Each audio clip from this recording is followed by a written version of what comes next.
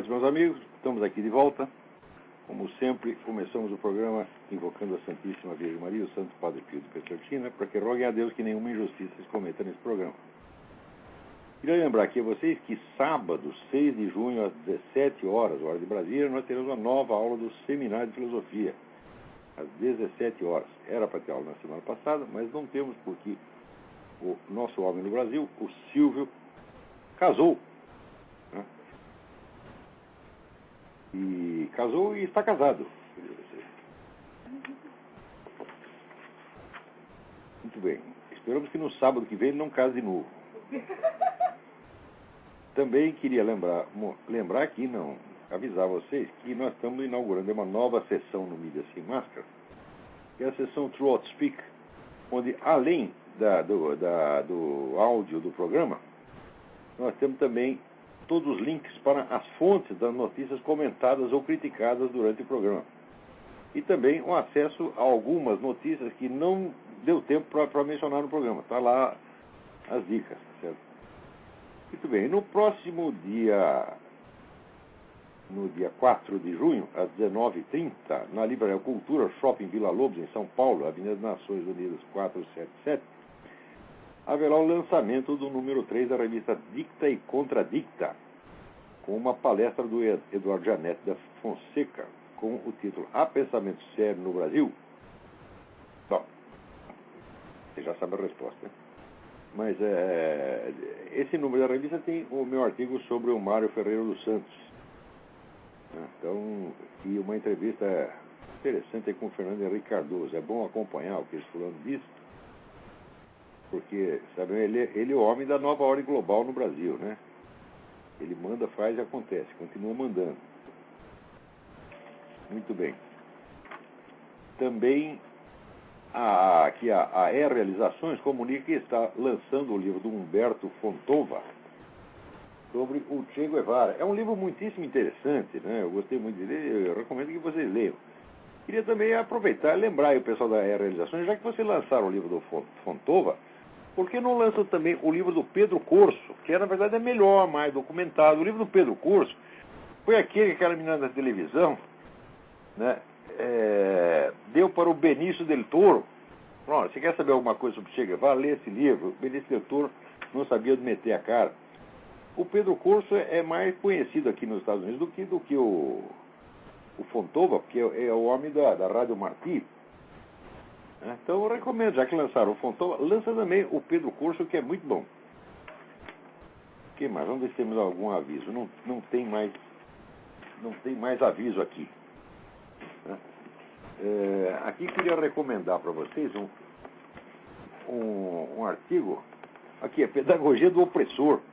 Saiu no City Journal. Vocês põem www.city-journal, journal.org.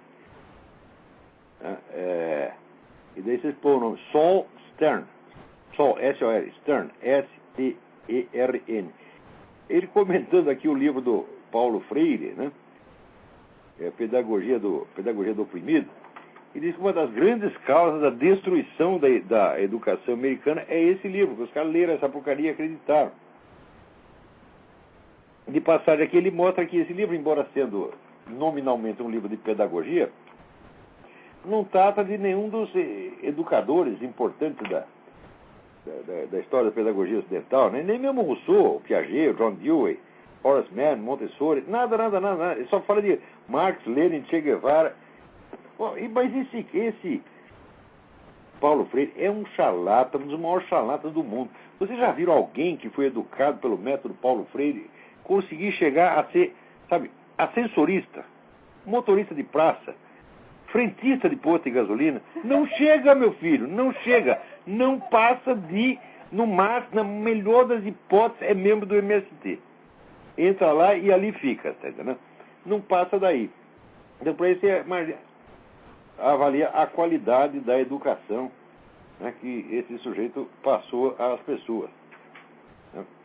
Não era educação, coisa não, era pura manipulação, doutrinação, é formação de militantes, para depois usar os militantes para conseguir dinheiro para os líderes. Porque ninguém gosta tanto de dinheiro como comunista. Vai ver o comunista pobre? Não tem, está tudo rico. Olha esse pessoal que está no governo. Né? Vai lá ver se o Zé Dirceu passa alguma dificuldade, se o Lula passa dificuldade, né? Só o que eles pegaram de indenização, parece que já foi 4 bilhões de indenização, né?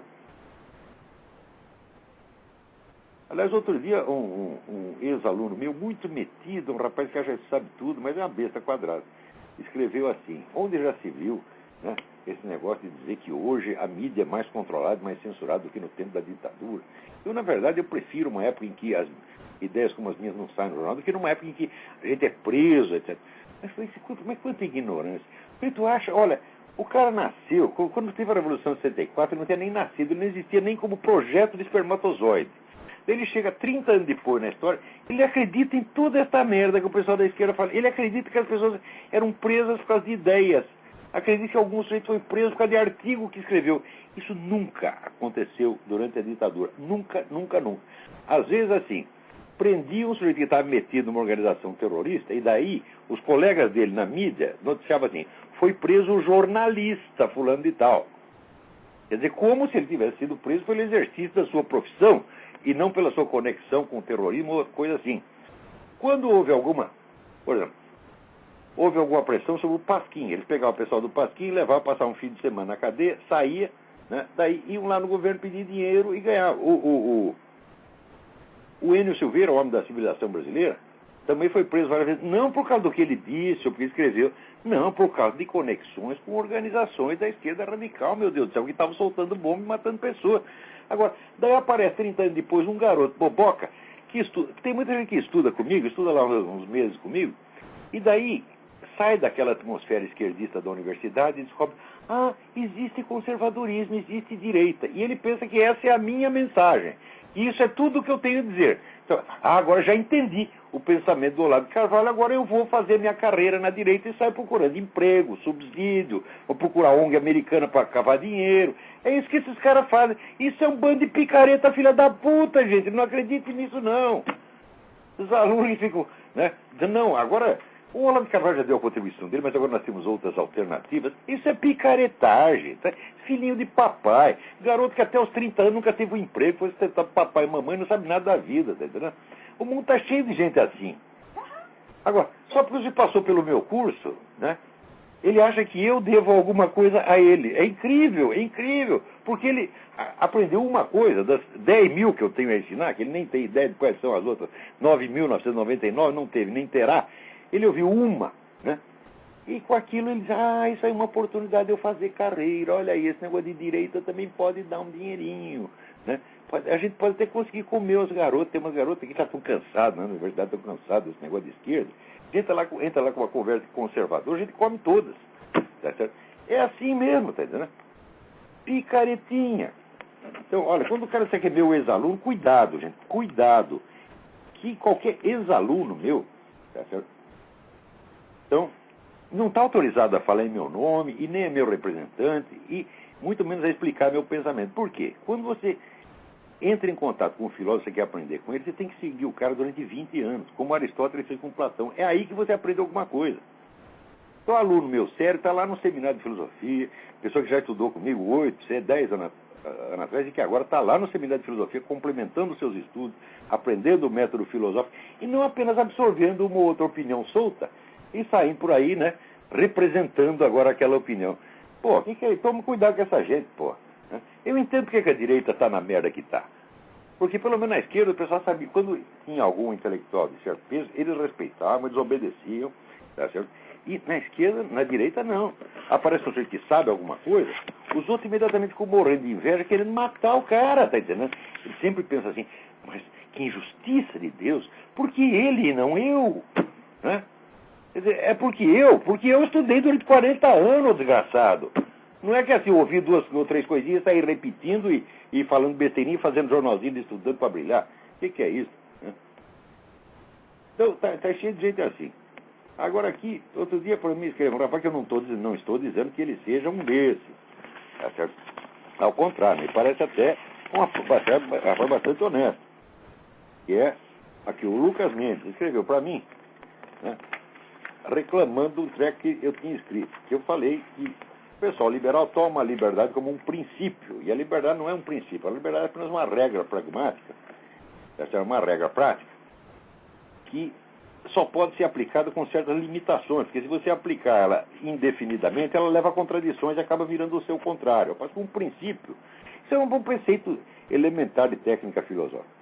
Um princípio é uma regra universal que pode ser aplicada indefinidamente sem jamais levar a contradições, como, por exemplo, o próprio princípio de identidade, ou o princípio fundamental do direito sum, quique tribuere, dar a cada um o que é seu, tá certo?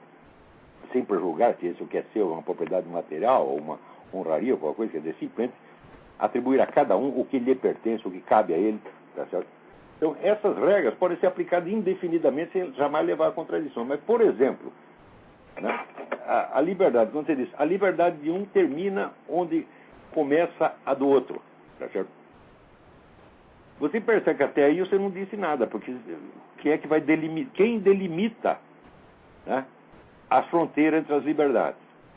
O próprio princípio não diz qual é essa fronteira. Então tem que entrar um outro elemento de fora e demarcar a fronteira. Então, aquilo que depende de uma segunda regra, não é um princípio jamais, meu Deus do céu. Um princípio é como um axioma em geometria, uma coisa que está no começo. Por isso é princípio. Vê se vocês entendem. É difícil de entender. Princípio é aquilo que está no princípio, quer dizer que não tem nada antes, meu saco. Então você chega lá, vai estudar geometria de Euclides, tem lá a definição de ponto, reta e plano. Essa definição não depende de nada do que vem depois. Elas determinam o resto e não são determinadas por nada. O princípio é isto, meu filho. Agora, o princípio da liberdade não pode ser um princípio. Por quê? Porque ele depende da definição da liberdade, depende da definição da fronteira da liberdade, depende de uma série de outras coisas. Então ele está logicamente subordinado a outros elementos. Então não é um princípio, não tem aplicabilidade universal. Nem isso esses caras entendem, entendeu? Então daí o Lucas aqui reclamou e falou, não, mas você está enganado, porque o pessoal libertarian, né, eles têm, o princípio deles é o axioma da não agressão. Né? Nenhum homem ou grupo de homens pode cometer uma agressão contra a pessoa, a propriedade de outra pessoa. Aí isso podemos chamar de axioma da não agressão. Meu Deus do céu, a definição de agressão, o que não é agressão. Por exemplo, você olhar feio é agressão ou não é? Você dizer com vigarista é agressão ou não é? Você mandar um sujeito tomar no cu é agressão ou não é? O princípio não é auto-evidente, não é auto-explicado, ele depende de uma série de outras coisas, ele é limitado por outras considerações, então não é um princípio de maneira alguma. Daí eu expliquei isso para o Lucas, ele falou, pô, entendi, é verdade, tá? Né? Daí, continuei aqui explicando para ele, né?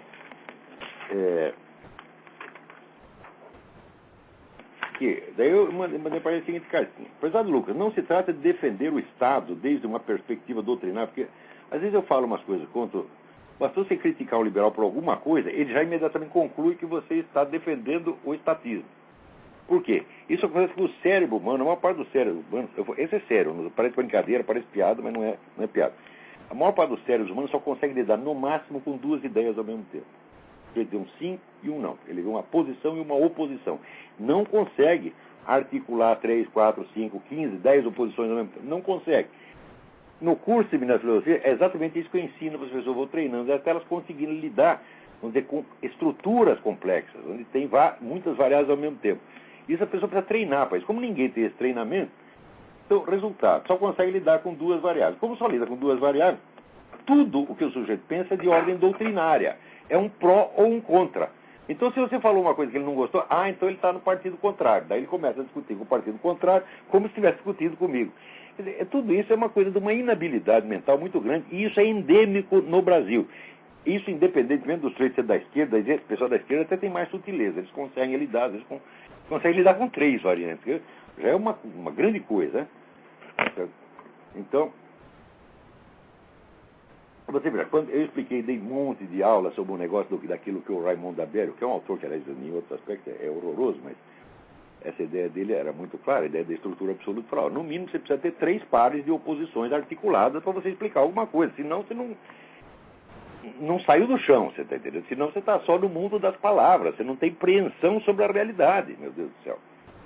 Então, isso aí tem que aprender. Mas os caras não querem aprender. Ele chega lá, ouve uma aula minha e fala, ele diz que o capitalismo é bom. Então eu saio repetindo isso e eu faço algum sucesso. Porque isso aí no Brasil é uma novidade. Ele pega uma espécie de grife, né? Agora eu sou liberal. Né? E acho que isso é tudo. Então, Quando eu falo qualquer coisa, o liberal está errado numa coisa ou outra, ele já, ele passou para o lado estatista. Quer dizer, se ele não está na posição, ele está na oposição. É um automatismo mental absolutamente desesperador. Daí eu estou explicando aqui para o Lucas, né? Não se trata de defender o Estado desde uma perspectiva doutrinária, mas simplesmente de observar que no presente quadro do mundo, cada pedra que se joga num Estado nacional, com os mais lindos pretextos liberais ou libertários que se possa imaginar, é mais uma que se acrescenta à construção do Estado mundial. Ou seja, esse pessoal globalista paga, tá certo, liberais idiotas, tá certo, para que eles se voltem contra os seus Estados nacionais. Tá certo? Não para implantar a liberdade de mercado no mundo, mas ao contrário, para quebrar a autoridade do Estado nacional, em cima dela colocar do Estado global, que é muito pior. E os idiotas compram, né, a ideia, e vão, porque, como eu falei, só consegue pensar duas alternativamente. O Estado é ruim, liberdade de mercado é boa, então estou sempre a favor da liberdade de mercado. Eu digo, mas se chega lá para você, o Rockefeller, né, te dando dinheiro para você pregar a liberdade de mercado, você sabe que ele está fazendo isso, não é porque ele adora a liberdade de mercado, ele detesta a liberdade de mercado. Ele gosta de um bom monopólio. É porque ele quer enfraquecer o governo do seu país para a ONU, a Organização Mundial do Comércio, a Unesco, até mandar no seu país, a Organização Mundial da Saúde, a Comunidade Europeia, todos esses organismos internacionais estão se constituindo como Estado hoje. E às vezes se constroem sobre os escombros dos Estados nacionais, cuja destruição foi empreendida por quê? Por pessoal que é a favor do governo mundial? Não, por libertários que não enxergam um palmo dentro do nariz. Então é isso que eu estou explicando. Então, não existe no mundo real a oposição esquemática entre estatismo e liberdade de mercado. Isso é importante entender. Estatismo e liberdade de mercado se opõem conceptualmente, abstrativamente, doutrinariamente. Mas no mundo real, a luta não é entre essas duas coisas. Há outras disputas cruzadas com essa que complicam o negócio formidavelmente. Mas o pessoal não sabe. Vamos dizer, para você sair do plano do puro abstratismo e chegar a ter uma apreensão no mundo real, você precisa técnica filosófica, meu querido, você precisa aprender. Não é para qualquer... Olha, você apreender cognitivamente um objeto do mundo real é como você desenhar. Né? Para desenhar, você precisa medir o objeto desde várias direções. Você precisa criar várias linhas de observação diferentes, e daí você vai medindo e recompondo. Peraí, a pessoa que está na linha vai esperar que eu agora estou no meio da frase. Você tem que observar desde vários lados e medir. Se você não sabe fazer isso, ele faz uma bolinha e diz que está desenhando, meu Deus. Você faz a bolinha, põe dois palitinhos ali e diz que, esse é o ser humano aqui com as perninhas. Esse pessoal que discute doutrinariamente, está para a verdadeira ciência, o conhecimento da sociedade, como o desenho de um garoto de 2 anos, tá certo? Está para uma obra de Michelangelo, meu Deus. A diferença é essa. Você está entendendo? Quer dizer, o desenho da criança não apreende o objeto, ele representa, ele simboliza. É como se fosse uma palavra. O desenho da criança é como se fosse verbal, não é um desenho de verdade. Né? Então ele põe um tracinho lá e diz, o que é isso? Daí ele fala, é um pato. Isso representa um pato, não tem pato nenhum lá. Tá certo? Então, no mundo do pensamento, a mesma coisa. Quer dizer, para você abandonar o mundo dos meros conceitos verbais, tá certo?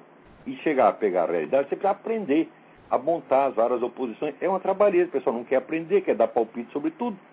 Né? E às vezes ainda quer passar pito em mim. Ai, meu saco. O que é isso, minha gente? Porra, vocês estão de fralda, vocês não sabem nada. Né? Agora, o Lucas pelo menos é um cara humilde e quer aprender. Então, ele escreve e pergunta as coisas para mim. Olha, me pareceu que está errado isso, o que você acha? Daí eu explico para ele. Né? Não existe no mundo real oposição esquemática entre estatismo e liberdade de mercado, mas um jogo de tensões contraditórias, onde a luta pela liberdade de mercado acaba servindo de instrumento ao globalismo. Portanto, à extinção da própria liberdade de mercado junto com a das demais liberdades. Posições doutrinárias abstratas são um vício juvenil do qual já me livrei faz tempo. Infelizmente, como todo mundo no Brasil só pensa doutrinariamente, cada análise que faça uma situação de fato acaba sendo interpretada como tomada de posição em favor de alguma doutrina. Daí o Lucas falou, o negócio é mesmo mais complicado do que eu tinha pensado. Tá? Ele concordou, entendeu o que eu estou falando. Né? Daí eu termino de explicar para ele, eu não sou contra o libertarianismo, porque eu não sou contra doutrina nenhuma. Todas as doutrinas fazem sentido. Presta bem atenção. Considerando em si mesmo e abstratamente, nenhuma doutrina é totalmente errada. Nenhuma. Tá certo? O problema é quando você tenta olhar a realidade dos fatos através delas. Aí aparecem incongruências, lacunas, buracos, né? Problemas, etc. Eu sou contra determinadas ações reais, cuja relação com as doutrinas que nominalmente as justificam nunca é direta e rasa, como em geral se imagina. A luta no mundo não é igual à luta abstrata entre ideias hipotéticas, meu filho. Você fala, nós temos aqui, por exemplo, no Brasil, há 50 anos, olha, aqui nós temos a sociologia de Marx e a sociologia de Max Weber. Né? Então parece que são duas oposições, duas forças, dois gigantes em luta. Digo, meu filho, não existe nada disso. No mundo real o problema é muito mais complexo do que isso. Agora todo mundo acha que é assim, que existem não apenas uma teoria de Marx, uma teoria de Weber, mas existe uma corrente política marxista e outra weberiana, e a disputa no mundo é essa. Eu digo, esse é de um esquematismo pueril, isso é o sujeito não conseguir distinguir o plano do espaço. Né? Então, são contra determinadas ações reais cuja relação com as doutrinas que nominalmente eu justifico nunca é direta e rasa como em geral se imagina. Aqui vou dar um exemplo que é um negócio absolutamente escandaloso. Por exemplo, todos somos contra o antissemitismo, em abstrato. Mas quando eu leio Leon Daudet, por exemplo, que tantos odeiam por seu antissemitismo, noto que ele abominava os judeus porque, já no tempo da Primeira Guerra, isso aí, porque os considerava agentes dos alemães, na época, no caso da Primeira Guerra. E os alemães, para ele, eram militaristas brutais e perigosos. Ele os chamava de 60 milhões de porcos. Quer dizer, o sujeito odiava o alemão visceralmente. E como ele achava que o judeu trabalhava para o alemão, ele odiava o judeu um pouquinho. Resultado, todo mundo, antissemita, antissemita. Eu digo, peraí, mas que raio de antissemita é essa que está mais contra o alemão do que contra o judeu? Tá certo? Logo em seguida, como não poderia deixar de ser, foram os nacionalistas da linha Daudet que mais enfaticamente pregaram a guerra contra a Alemanha nazista. Enquanto os liberais e socialistas, nominalmente amigos dos judeus, preferiam afagar Hitler em troca de falsas promessas de paz, fortalecendo assim o inimigo matador de judeus. Então você está entendendo? Eu sou contra o Leon Daudet porque ele é antissemita. Eu digo, sim, mas ele é antissemita, mas ele quer fazer guerra com a Alemanha. E os seus aparentes pós-semitas ficam lá afagando o judeu, afagando o Hitler, enquanto o Hitler está matando milhões de judeus. Porra! Está vendo que a oposição entre as ideias nem sempre é a mesma oposição que aparece na vida real, gente. Você precisa saber montar as várias linhas. Tá certo? Ai, a gente tenta ensinar o cara, mas é difícil, eu não quero aprender, não, eu só quero dar palpite. Então, daí essa semana também me aparece aqui, ó, outro liberal libertário aqui, Diogo Costa, escreveu um negócio lá reclamando de mim, e daí me manda um e-mail pedindo para não bater nele. Diz, mas o que é isso? O que é isso? Tu escreve contra mim, meu filho? Tu aguenta, seja homem, aguente. Eu não estou contra você, não, eu gosto muito de você, Diogo, mas, peraí. Olha o que você disse de mim. Pelo amor de Deus. Tem que haver saco, viu? Aqui, ó.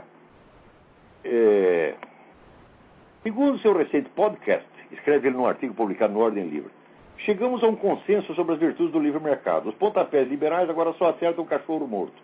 Hoje até os comunistas conseguem concordar com a superioridade da economia liberal. Ô Diogo, eu nunca disse isso. Quem disse isso são os liberais. Existem milhares, milhões de exemplos desse triunfalismo liberal. Desde do começo dos anos 90. Todos dizem, agora vencemos, agora a economia de livre mercado venceu, provou sua superioridade, acabou. Eles falaram isso durante 10 anos e você vem dizer que sou eu que estou falando? Eu estou dizendo exatamente o contrário, só que é sutil demais para você perceber, rapaz. Eu estou dizendo que esse blá blá blá em torno de livre mercado, às vezes não é para defender o livre mercado, às vezes é só para enfraquecer um Estado nacional, de modo que venha o Estado global e domine a situação. Agora, você me atribui uma ideia boboca que é justamente o que eu estou dizendo. Esse triunfalismo liberal, muitas vezes, foi usado como instrumento do globalismo. E não duvido que você, essa turma do Cato Institute, muitas vezes tenha colaborado com isso sem perceber. Porque essa turma do Cato Institute, como acha que, vamos dizer, os princípios do Murray Rothbard são sacrossantos, é aquele negócio da doutrina da não agressão, essa coisa toda, não são capazes de raciocinar na relação dinâmica, dialética, complexa entre moral, religião, política, economia, etc. Não, é tudo doutrinário, é tudo esquemático. Então, por exemplo, eles acham que nós não podemos proibir o aborto, porque daí é a autoridade do Estado que está sendo imposta, nós não podemos ser contra o Estado. Eu digo, meu saco, por que você é contra o Estado proibir o aborto e não é contra o Estado ajudar o aborto? O que é isso? Pô, eles estão confundindo. Aí não é um problema de Estado e não Estado, é outro problema completamente diferente. E se articula com o problema do estatismo, é claro, mas não se articula dessa maneira rasa, mecânica, como você pensa. Então, Diogo, você tem que treinar mais um pouco, viu? Agora, diz ele aqui, a verdade é que poucas vezes no mundo pós-guerra a liberdade econômica esteve tão impopular e arriscada quanto no presente momento. É claro! É claro que é isso. Por quê? Esse pessoal globalista não dá ponto sem nó. Eles sabem jogar dialeticamente com as coisas. Eles mesmo incentivam uma onda de entusiasmo de livre mercado, tá certo? Para enfraquecer as defesas nacionais, e daí cria uma crise, daí eles dizem, está vendo? O liberalismo fracassou, o experimento liberal deu errado. Hoje mesmo está essa besta desse ex-ministro Bresser Pereira, aqui, dizendo aqui, olha aqui, a esquerda e a crise, saiu, como não poderia ser, na Folha de São Paulo. A Folha de São Paulo adora esses idiotas. Aqui, diz aqui, o desastre, o Bresser Pereira foi um dos piores ministros da economia que nós já tivemos. O fracasso dele no ministério, né, como diz o Nelson Rodrigues, o fracasso subiu-lhe a cabeça. Foi que tudo que ele fez deu errado, né, daí ele achou que sabe tudo. O desastre econômico que estamos vivendo é consequência da hegemonia nos últimos 30 anos do neoliberalismo. Uma ideologia de direita que desregulou os mercados financeiros. Desregulou os mercados financeiros? Ô moleque bocó! Você acha que ONGs trabalhando para movimentos globalistas, atrelados a partidos políticos, forçando, através da militância, os bancos a dar empréstimo para milhões de pessoas que não podiam pagar, isso aí é desregulamentação? O mercado está entregue a si mesmo? Não, senhor! O mercado foi submetido a pressões políticas por vocês mesmos, gente da esquerda, que comeram dinheiro pra caramba com essa brincadeira. E agora vem dizer, tá vendo? O neoliberalismo fracassou. O neoliberalismo fracassou porque não põe todos vocês na cadeia, que é o seu lugar. O lugar de Barack Obama é na cadeia, o lugar de Lula é na cadeia. Isso é um bando de ladrões. Gente que só destrói a economia nacional para depois dizer que ela está ruim e que precisa de um change. Né? Ó, o Bresser Pereira, tu entende de economia, tanto que eu entendo de criação de galinha de Angola. Tá entendendo? Que a última galinha de Angola que eu vi, acho que eu tinha 7 anos de idade. Peraí, tem alguém na linha aí? Alô? Olavo? Eu? Fernando aqui do Rio de Janeiro, tudo bom? Fernando, tudo bem? Olha só, sobre esse tema que você está falando, uma vez eu li aquele livro acho que é do Rothbard, que você citou agora, aquele Ethics of... Muito inteligente, muito interessante, adorável sob certos aspectos, mas às vezes é de um esquematismo, de uma rigidez lógica que não é incompatível com a realidade. Isso é falta de formação filosófica real. Ele tenta ali construir todo um modelo de sociedade a partir do direito de propriedade. Vale a mesma crítica? Impossível, porque a propriedade não é um princípio, meu Deus do céu. Uhum. A propriedade decorre de certos princípios. Por exemplo, o princípio do direito que eu acabei de citar, sum quique tribuere, dar a cada um o que é seu. Entre o que pertence ao indivíduo, por exemplo, o mérito dele assegura um certo respeito. Esse respeito cabe a ele. Não é uma propriedade no sentido econômico. Então, entre as várias coisas que cabem ao indivíduo, está também a propriedade material. Ela é uma decorrência de um princípio anterior, não é um princípio de maneira alguma. Agora, o sujeito precisa ser muito burro em filosofia para não perceber uma coisa dessa. Uhum. Um princípio não pode levar a contradições. Isso é básico. Agora, quando você fala propriedade, né? Bom, quem define a propriedade? Dependemos da definição da propriedade. Meu filho, se um princípio depende de uma outra definição, é a definição que é o princípio, e ele é uma consequência. Uhum. O princípio é o que não depende de nada. Como, por exemplo, A igual A. Não importa o que seja A, vai ser igual a A. Isso é um princípio, está entendendo? Agora, fala propriedade não é um princípio, porque depende da definição da propriedade, a definição da propriedade depende daquilo, depende de outro, depende de outro, depende de outro. Então, a propriedade é uma consequência remota numa longa cadeia de raciocínios. Ela não é um princípio, portanto não tem aplicabilidade universal. Agora, isso aí deveria ser ensinado para as crianças desde que elas têm 15 anos de idade, está entendendo? Agora, chega aí grandes economistas, grandes pensadores, então, não sabem isso. E interessante é que eu fui estudar essa questão da propriedade, porque ele fala da propriedade num sentido assim, é uma hipertrofia, né? É um super direito de propriedade, incontestável, absoluto. Claro, se você toma a propriedade como princípio, então a propriedade é tudo. Mas daí você chega às situações, por exemplo, como é que o libertário resolve o problema do feto? O feto é uma propriedade da mãe ou ele é uma criatura autônoma que tem a sua própria propriedade?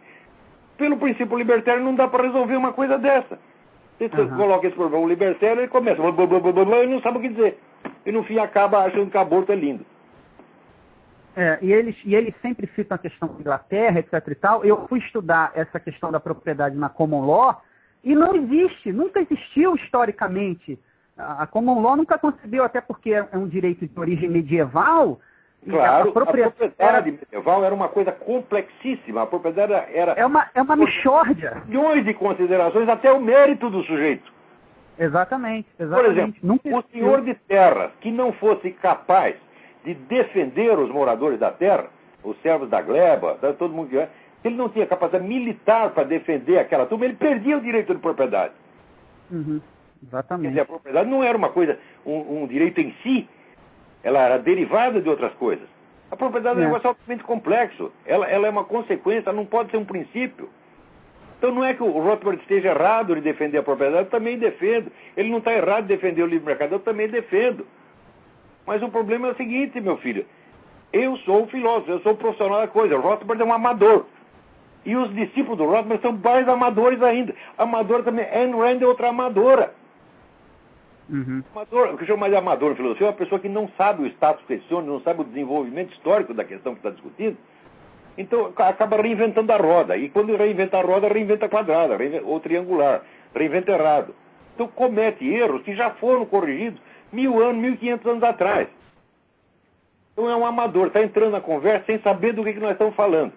Olha aqui, sem desculpa, que a conversa aqui é eu, Platão, Aristóteles, Leibniz. Não é para qualquer um, gente. Vocês entrem aqui com respeito. Vocês tiram o chapéu e pedem a benção quando entrar. E não vem com essa história de Diogo Costa, não bata em mim. Não, Diogo, bate sim. Bate sim porque você é um rapaz de talento, você tem que aprender. E é melhor você se corrigir desde já. Tá certo? Então, organizar a sociedade é dar a cada um o que é seu. Isso é um princípio do direito. Os juristas romanos eram gênios. Eles não falaram do direito de propriedade, falaram a cada um o que é seu, o que lhe cabe. Entre outras coisas, a propriedade material. É lógico. Mas, por exemplo, uma patente militar, o senhor é general, tem autoridade general, isso lhe cabe. Não é propriedade no sentido material, não deriva do direito de propriedade. O general pode não ter onde cair morto. Veja, Napoleão, quando caiu do burro, foi lá para a ilha de Elba, ele ainda era o general. Você está entendendo?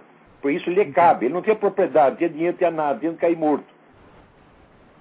Então, essa coisa vamos dizer, do mérito, aquilo que cabe à pessoa, é uma noção prévia à noção de propriedade. Os juristas romanos já tinham percebido isso. Sim. O mundo moderno está cheio de pessoas que pegam uma noção que lhes agrada e subjetivamente, e criam daquilo, fazem daquilo um fetiche, em vez de raciocinar de maneira realista, meu Deus do céu. É claro que eu não estou contra os libertários, eu estou a favor dos libertários. Então, quer dizer, quero ensinar os negócios para vocês, se vocês não aprender, vocês vão sempre tomar no cu, como tem tomado, e ainda fica reclamando. Então, vocês quando vão defender o livre mercado, cuidado com o contexto no qual você defende o livre mercado. Cuidado com isto. Quando você defende o direito da propriedade, cuidado com isso, porque por trás de você pode ter um Rockefeller, pode ter um George Soros, que está usando aquilo para destruir um Estado nacional e tomar tudo em nome do globalismo. E daí você se livra de um Estado pequeno e vai pegar outro maior em cima. Daí quero ver para você derrubar o Estado mundial.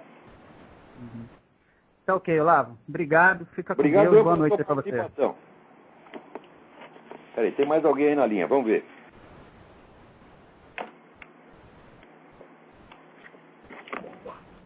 Alô?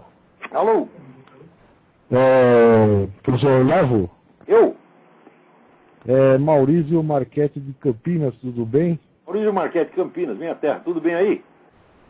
Bem, eu estava escutando aí a questão de direito, né? Estava falando sobre direito, e eu queria ver, por exemplo, a questão do seu curso de filosofia, que eu também estou fazendo, se há alguma intenção da sua parte de falar sobre os pensadores escolásticos do século XVI, da escola de Salamanca. Os espanhóis e portugueses, sobretudo. Isso, os espanhóis portugueses, Soares, Francisco de Vitória. Certamente. Aqui, nesse curso, nós vamos devagar, você tá entendendo? Tem uma série de textos que nós vamos estudar, mas durante o primeiro ano, nós vamos dar princípios gerais da vida intelectual, que são, vamos dizer, a base para o exercício da filosofia. Né? Porque, em geral, assim, me parece que acaba sendo um grupo de pensadores meio esquecidos nas histórias de filosofias que a gente tem por aí, né? Injustissimamente esquecido, porque são grandes pensadores. Você vê, Leibniz dizia, a filosofia portuguesa recompensará amplamente quem se dedica ao seu estudo.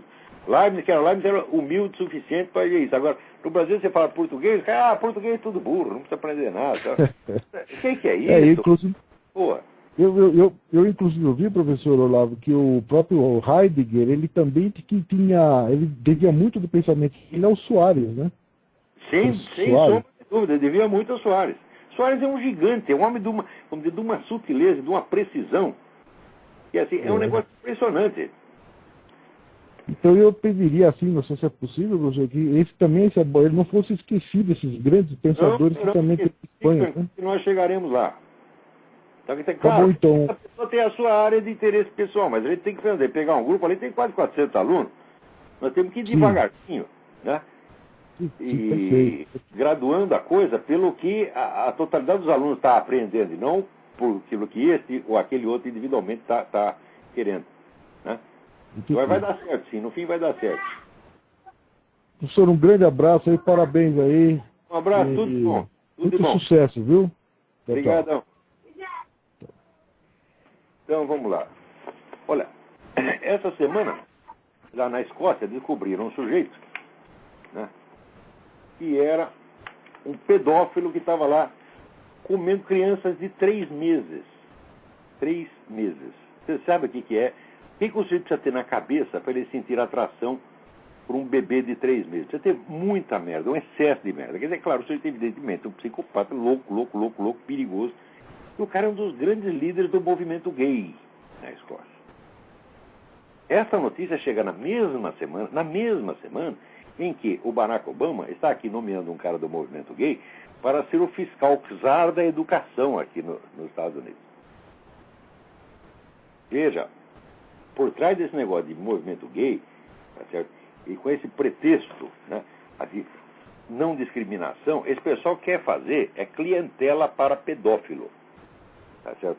Esse negócio, inclusive, de pedofilia na igreja, que o pessoal faz muito barulho, prestem atenção. Leiam o livro do Michael Rose, Goodbye, Good Man. Leiam, não contestem na primeira, porque essa é a teoria da conspiração, dizer que o movimento gay infiltrou gente lá. Não, esses são os próprios psicólogos que confessam que fizeram isso. Nós fomos colocados lá dentro dos seminários para selecionar especialmente o pessoal gay e botar fora do seminário os padres vocacionalmente dotados. Isso foi feito durante 30 anos, gente. O efeito está aí. Você tá entendendo? E daí ainda vem a igreja pedir desculpa pelo mal que fizeram a ela. Você está entendendo? Porque um veio com essa viadagem, o outro veio com boiolice, quer dizer, covardia, fraqueza, respeito humano. Tá? O cara respeita mais a opinião pública do que Deus. O Deus ao qual ele professou servir. Tá certo? O Deus ao qual ele consagrou sua vida. Tá certo? Então, foda-se Deus. O que interessa é que o New York Times não fale mal de mim. É assim que esses caras pensam. Uns pensam que eles são boelas, são covardes mesmo, e outros que são traidores pagos, gente da KGB que está lá dentro. Ó, falar em KGB, ó, aqui. Essa semana saiu um artigo muito interessante no Wall Street Journal, dizendo o seguinte: em 2 de junho de 1967, um policial da Alemanha Ocidental, né, deu um tiro fatal num estudante desarmado, estudante de literatura de 26 anos, durante uma manifestação em Berlim Ocidental. Né? O estudante chama Benno Ohnesorg. Então, o Benno Ohnesorg virou, né, o mártir da esquerda, né? Assassinado pela polícia fascista do Estado capitalista, cruel, pró-fascista, etc. E durante 40 anos teve que ouvir essa merda. Bom, agora acontece o seguinte, agora abriram lá os arquivos da Stasi, que era a polícia secreta da Alemanha comunista, da Alemanha Oriental. O que se descobre? O polícia, tá certo? Que se chamava Karl-Heinz Kurras, era um agente da Stasi, trabalhava para a polícia secreta comunista. É sempre assim. É sempre assim. Agora, esta semana, aqui nos Estados Unidos, o sujeito entrou numa igreja e estava lá o tal do Dr. Tiller, que é o sujeito que pratica aquele aborto long term, late term. Late term quer dizer que está no fim da gestação, o garoto está nascendo, está pronto, ele não só é viável, como ele já está pronto, ele está inteiro, ele está pronto para viver, a gente vai lá e mata. E esse Dr. Tiller matou um montão de moleque assim, ainda matou em condições ilegais, ele não fazia os avisos que tinha que fazer, não tinha que ter o parecer do outro médico que ele não precisava aparecer, ele matava direto, né? Adorava matar os bebês, e o pessoal abortista diz, ele é um homem humanitário, ele é um homem infinitamente bondoso, ele atendia todas essas mulheres, cuidava delas, né? E o sujeito que mata um bebê que está inteiro, ele sabe que ele está matando um bebê vivo, ele não está matando uma coisa. É impossível você, 5 minutos antes do nascimento, você não sabe o que tem lá dentro, é um bebê, porra. Né? Daí um camarada entrou na igreja, encontrou lá o tal Dr. Tiller, deu-lhe um tiro, o Dr. Tiller foi para o Beleléu. Imediatamente a turma abortista lançou a campanha, falou, não basta punir o assassino, é preciso perseguir essas organizações pró-vida que ficam falando mal do aborto. São organizações fascistas que querem matar todo mundo. Mas foi a reação imediata, eles não esperaram para saber quem matou, porque matou. Imediatamente já lançaram essa campanha. Né? Barack Obama naturalmente adorou, porque adora abortista, puxa saco de abortista. Né? Bom, muito bem. Passou 24 horas, a polícia revelou. O sujeito que matou é louco. É um cara que já cometeu outros crimes, é um doente mental. Está entendendo? Então eu pergunto, o que as organizações pró-vida têm que ver com isso? Quem é responsável pela maneira como um louco, clinicamente louco, entende o que você fala? Ou desentende o que você fala?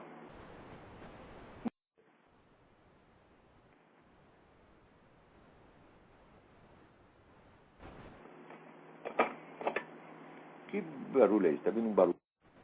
Hã? Não, não é aqui.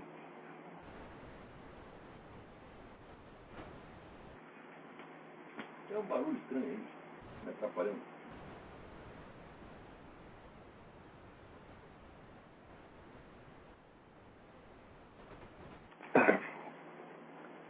Então, olha, eu recomendo para vocês um artigo que saiu, Barack Obama and the CIA, saiu no Telegraph, telegraph.co.uk. Procura a coluna do Gerald Warner, W-A-R-N-E-R, Gerald Warner. Né? Ele se pergunta, por que esse presidente boiola odeia o seu país tanto? President Pentwaite. Pentwaite é o equivalente em inglês do boiola. Né? Então, ele está dizendo, se o Al-Qaeda, o Talibã e o resto da turminha, chama Looney Tunes Brigade, Looney Tunes é aquele desenho animado do perna longa, Brigada Looney Tunes, querem, né, chutar a América até a morte, é melhor que eles se mexam rápido, né, e peguem um pedaço da ação antes que o Barack Obama termine o serviço por si mesmo. Né? Nunca na história dos Estados Unidos um presidente trabalhou tão ativamente contra os interesses do seu próprio povo, nem mesmo Jimmy Carter. Olha, isso é a pura verdade. A coisa agora está mais do que óbvio. O Barack Obama está lá para destruir o país, destruir a economia nacional, destruir as defesas do país, destruir a cultura nacional, destruir tudo. Tudo. É impressionante. Ele está fazendo uma atrás da outra. Só que só um pedacinho sai na mídia e sai assim, atenuado, disfarçado, de maneira que o pessoal não está sabendo o que está acontecendo mesmo. Então, Esse artigo do Gerald Warner vai sair em português no Mídia Sem Máscara. Vocês não precisam procurar, não, porque vai sair no Mídia Sem Máscara. Agora, é um artigo curtinho, né, e de uma eficiência incrível. Curtinho e eficiente também é isso que eu mesmo botei lá no Mídia Sem Máscara, esse novo discurso do deputado do Parlamento Europeu, né, o Daniel Hannan. O sujeito é um dos grandes oradores da história humana. Ele fez um discurso de 52 segundos, mostrando por que esse negócio de estímulo à empulhação. Uma coisa de uma eficiência incrível. Não percam isso. Né? Sobretudo quem fala inglês, gosta da língua inglesa, aquele negócio é bonito, é muito elegante, muito bem feito. O cara é um novo Winston Churchill, como orador, não sei se como político, mas como orador comparável ao Winston Churchill. Winston Churchill é Abraham Lincoln, porque aqui na língua inglesa tem uma tradição de grandes oradores que é uma coisa incrível. No Brasil essa tradição morreu com o Rui Barbosa, né? O Rui Barbosa não é mais ninguém. Né? E até tinha um problema com o discurso do Rui Barbosa, ninguém entendia. Mas o Daniel Hannan, além de ser muito elegante, é muito compreensível.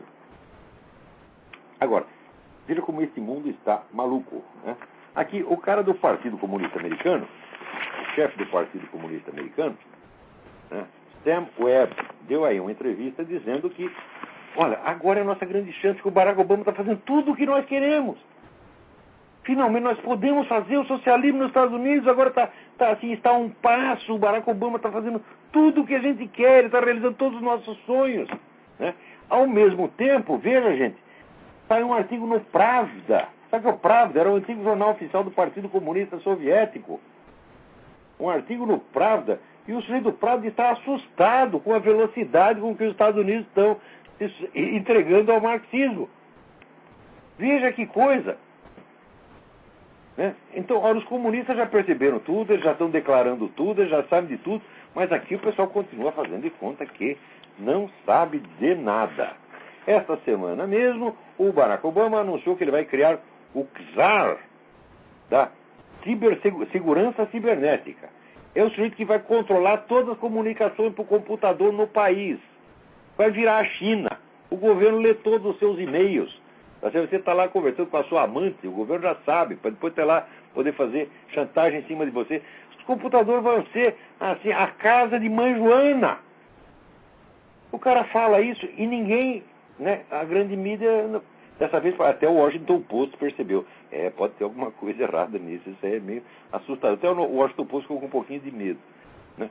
Agora, para você ver como são as coisas aqui, até que ponto... Né, a mentira grossa está imperando aqui. Esta semana teve lá uma conferência de imprensa na Casa Branca, né, em que o assessor de imprensa do Barack Obama, Robert Gibbs, né, pela primeira vez foi pressionado a respeito da questão da certidão de nascimento do Barack Obama. Por quê? Barack Obama lançou a campanha de transparência. Não, o povo tem que ter acesso a todos os registros públicos, todo mundo tem que saber de tudo. Então alguém falou, uai, então vamos começar pela sua certidão de nascimento, ué. Nada mais justo. Por quê? Porque todos os candidatos foram sempre investigados, mostraram seus documentos, todos mostram tudo e você não mostra nada. Nós não sabemos ainda quem é você. Né? O próprio Steele, que é o Harry Steele, que é o novo presidente do Partido Republicano, já confessou, já admitiu. Ora, nós de fato não investigamos o Obama. Nós não sabemos quem é o cidadão. Ele confessou isso aí. Né? Então, só essa confissão já... não sabe, vocês aceitaram o cara, né, na eleição sem investigar, então tem que ir pra cadeia. Ele tem que ir pra cadeia, você também, porra. Muito bem. Daí um jornalista lá falou, olha, já que tem essa campanha dos registros públicos, todo mundo tem acesso a tudo, nós também queremos a certidão original de nascimento, a certidão integral de nascimento do presidente Obama. Daí o Robert Gibbs deu aquela risadinha, fazendo de conta que estava achando engraçado, na verdade estava com o cu na mão, tá certo? É que você começa, né, fica com medo, o medo produz aquela risada meio histérica, meio forçada, assim, deu aquela risada, e com aquele, fingindo superioridade, dizendo, isso aí está na internet. O que está na internet é o resumo da certidão. É o sujeito está fazendo de conta que ele não sabe o que é uma certidão de nascimento integral e o que é um extrato, tá certo, eletrônico publicado na internet. Faz de conta que não sabe isso. Todo mundo sabe que o que está publicado é um extrato. Todo mundo sabe que esse extrato não tem validade por si mesmo, porque ele é apenas um certificado de que existe um documento arquivado, que ele não transcreve na sua totalidade.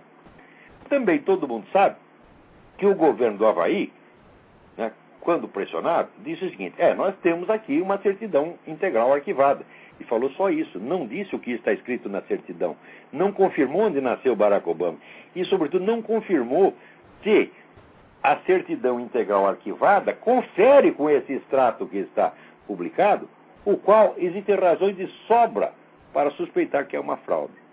Então, você vê, depois de todo esse tempo, a pessoa ainda continua escondendo e fazendo de conta que não sabe. E blefando, dizendo: isso aí já foi investigado, já está na internet, né? Quer dizer, até quando a gente vai acreditar nesses farsantes, nesses vigaristas? Olha, eu não estava lá na conferência de imprensa, eu não sou um cara credenciado para a Casa Branca, porque você, para ser credenciado, você tem que ser o residente em Washington, e eu não sou. Então, mas se eu estivesse lá, eu seria muito menos educado que o jornalista foi. Eu digo: meu amigo, você sabe que o senhor está mentindo. Porque eu estou perguntando uma coisa, né? Vamos dizer, a honestidade de uma resposta depende, no mínimo, de que o sujeito da resposta seja o mesmo objeto da pergunta. E você simplesmente trocou. Eu falei de um documento e você me responde de outro.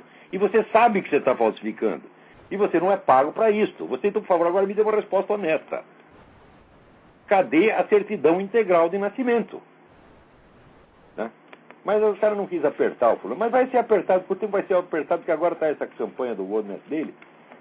E isso aí vai acabar vindo tudo à tona. Não vai dar para esconder essa coisa, porque é muito fake demais. Vamos ver o que nós temos de mais interessante aqui. Diz que o julgamento da psicóloga Rosângela Alves Justino, acusada, né, de ajudar pessoas que querem deixar de ser homossexuais a deixar de ser homossexuais, acusada desse crime. Eu falei: eu sou gay, estou cansado disso, não gosto, quero sair dela, ajuda o cara. O que ela tinha que fazer? Dizer: não, você tem que ser gay obrigatoriamente, sai daqui, seu filho da puta. É assim que ela... Como ela não faz isso, então, este bando de filhos da puta, você está entendendo? Estão lá processando a mulher, perseguindo, querem botar na cadeia.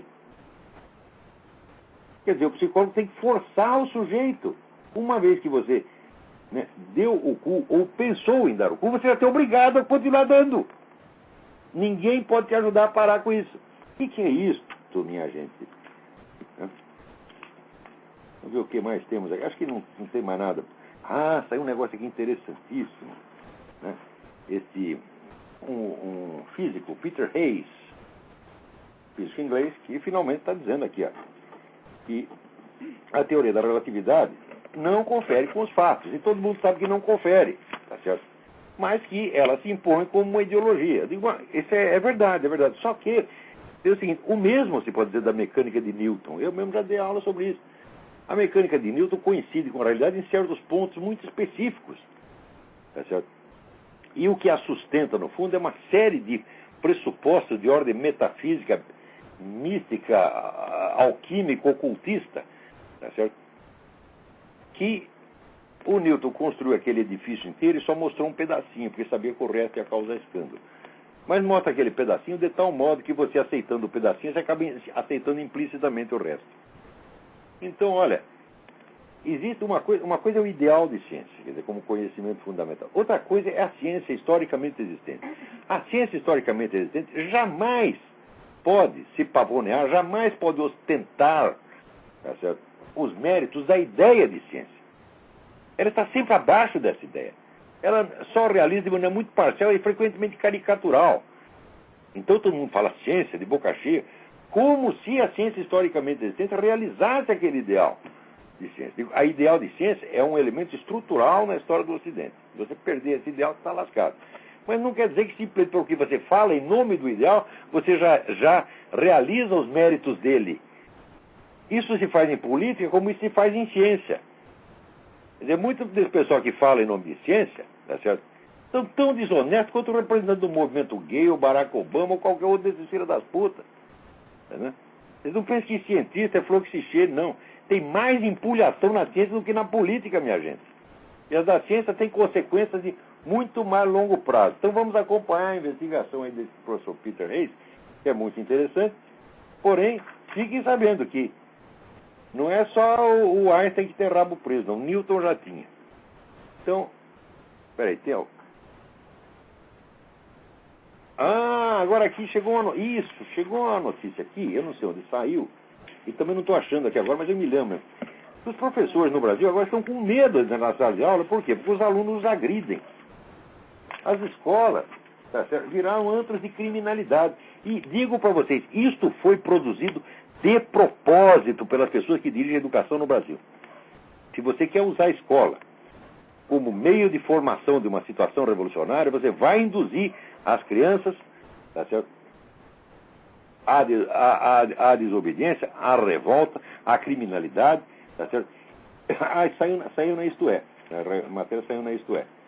Eu não estou achando aqui, mas procure na Isto É que vocês vão achar. Isso aí não é resultado de erro, não é resultado de acidente, não, isso é a política deliberada, gente. Esse negócio de revolução cultural gramsciana é muito sério, muito sério.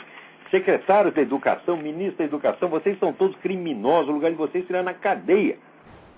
Na verdade, vocês mereciam pena de morte. Porque o Cristo disse, aquele que abusar do menor desses pequeninos, melhor seria amarrar uma pedra no pescoço e jogar no mar.